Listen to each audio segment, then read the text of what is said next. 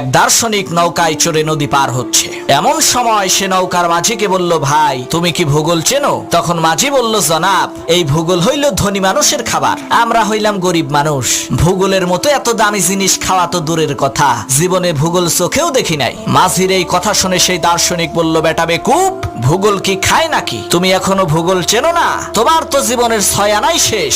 কিছুক্ষণ পর সেই দার্শনিক আবার সেই মাঝিকে জিজ্ঞেস করলো, তুমি কি ইতিহাস জানো? তখন মাঝি বলল, স্যার, ইতিহাস না খাইলেও পাতিহাস জীবনে বহুবার খাইছি। তখন দার্শনিক বলল, বেটা বেকুব, এখনো পর্যন্ত তুমি ইতিহাস জানো না? তাহলে তো তোমার জীবনের 12 আনাই শেষ। এমন সময় সেই নদীর মধ্যে তুফান শুরু হয়ে গেল। মাঝি তখন দার্শনিককে বলল, স্যার, আপনি কি সাঁতার জানেন? দার্শনিক বলল, না, তা তো জানি না। তখন মাঝি বলল, স্যার, আমার জীবনের 12 আনা শেষ হইলেও 4 আনা তো বাকি আছে, আর আপনার জীবনের তো 16 আনাই শেষ।